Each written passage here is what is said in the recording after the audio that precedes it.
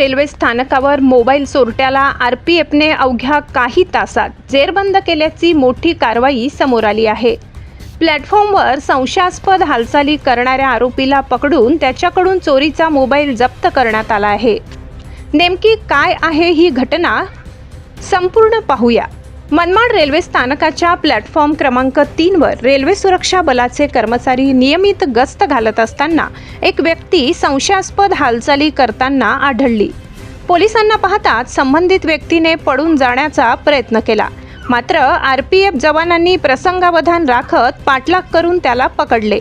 RPF पोस्टवर आणून चौकशी केली असता आरोपीने आपले नाव मोबिन अहमद सईद अहमद वय 30 राहणार मालेगाव असे सांगितले। त्याच्या अंगझडतीमध्ये सुमारे 16,000 रुपये किमतीचा मोबाईल फोन आढळून आला। अधिक चौकशीत आरोपीने ट्रेन क्रमांक 12534 मधील एका प्रवाशाचा मोबाईल चोरी केल्याची कबुली दिली। विशेष म्हणजे संबंधित प्रवाशाने यापूर्वीच जीआरपी नाशिक रोड येथे तक्रार दाखल केली होती।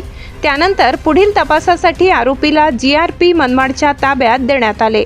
दरम्यान रेल्वे स्थानकांवर मोबाईल चोरीच्या घटनांमध्ये वाढ होत असल्याने प्रवाशांनी अधिक सतर्क राहण्याचे आवाहन करण्यात आले आहे। मोबाईल चार्जिंगला लावून दुर्लक्ष करू नका।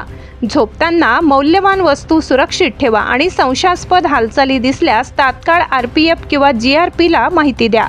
मनमाड रेल्वे स्थानकावरील आरपीएफच्या या तत्पर कारवाईमुळे आणखी एक मोबाईल चोरीचा गुन्हा उघडकीस आलाय।